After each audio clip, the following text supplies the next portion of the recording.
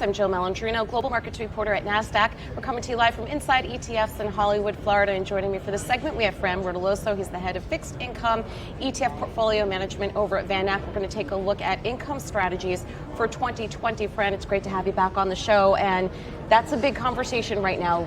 Low interest rate environment, not much relative volatility. Where should investors be looking for income? Thanks, Jill, for having me back. They should look a lot of places because I think diversification is going to continue to be really important in 2020.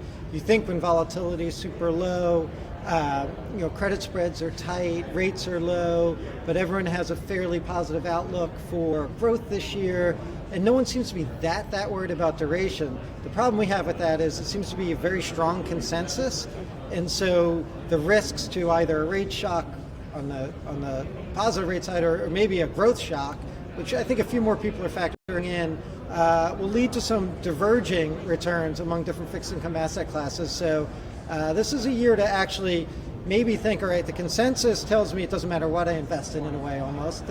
I'll clip some coupons, but I think what the risks are, and maybe people aren't as focused on the risk of higher rates as they have been in the past, that diversification is really a key. So looking at alternative asset classes, what does well when rates go up? Well, equities, maybe if that is even better growth than we expected. So dividend strategies could be good environment for credit fundamentals, even though spreads are tight. But those are the same asset classes that'll be most risky if rates are going down because of negative growth, a recession scare, something along those lines. So diversification's a big key for this year. What about diversifying through emerging markets debt and getting exposure there? Well, good news for emerging markets investors, in a way, is it didn't outperform last year. On the credit side, EM local currencies didn't do well versus the dollar, even though EM local debt overall posted about a 10% return in 2019. We think those are good places, but you're still getting paid more for the risk in emerging markets. On the credit side, particularly corporate credit, you're getting paid in high yield, you're getting paid more than 100 basis points above U.S. high yield for higher credit quality. In local markets, you're getting paid over 5% still. We think a lot of EM currencies could do well in a variety of environments against the dollar this year. And that has been an asset class that has been not had a very high correlation with U.S. yields, even those are also government bond markets. Are there specific regions that might outperform within EM versus others? Latin America is the cheapest by some fundamental measures, largely because bad news over the last couple of years. Countries like Mexico, for good reasons on the political front, but their yields sort of reflect a lot of the risk. Even Chile, which has had a bit of a constitutional crisis, I shouldn't say a constitutional crisis, the market cheapened up, interestingly. So there's probably more opportunity in Latin America, even though a lot of investors feel safer in Asia. It's more of an investment grade market, but we think Latin America presents some interesting opportunities this year. All right, now what about some other alternative income vehicles? Dividend yielding is one that in 2019 certainly looking for high dividend yielding stocks. Yeah, at VanEck we launched a fund recently that also focuses on high dividends, but also factors in valuations. And rather than looking at what dividends have grown in the past, what companies are likely to increase their dividends or at least maintain them in the future, so sort of a health score.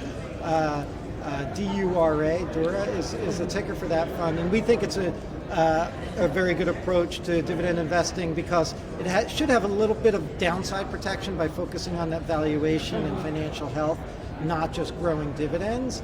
But it's still a great place to diversify your income. You're getting well over 2% in high dividend yielding stocks, and you're getting after today 1.6% on 10-year treasuries right now. Right. For instance. Well, it's interesting that you bring that up because there is a reason why some stocks do pay high dividends or they are high yielding. It's because the performance of the stock isn't doing as well. So there really is a distinction between healthy cash flow, healthy valuations, growing the dividend, and it makes a big difference when you're looking at the high yielding space. Oh, definitely. You don't want to get in that trap of buying the high dividend stocks because the stocks are performing poorly because the businesses are performing poorly, and I think it's a really important consideration.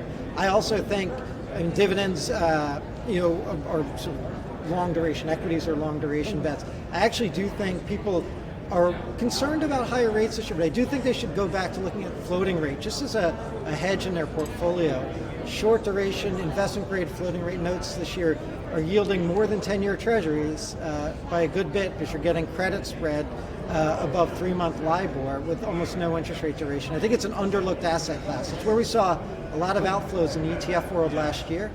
Right. But do you think that's why there's growing interest in fixed income ETFs? Because it's a lot to manage a fixed income portfolio, as you said before, with the different durations. A lot of these underlying securities trade by appointment. So when you have it in the ETF wrapper, it makes it easier for managers, for financial advisors, even for the individual investor to incorporate more diversified fixed income. Absolutely. They can make a lot more allocation decisions and leave the individual bonds to the ETFs. It allows them to be a little more flexible and tactical as well. Yeah. All right, Fran, thanks so much for joining us at Inside ETFs. Thanks again. And thanks for joining me on Trade Talks. I'm Jill Malandrino, Global Markets Reporter at Nasdaq.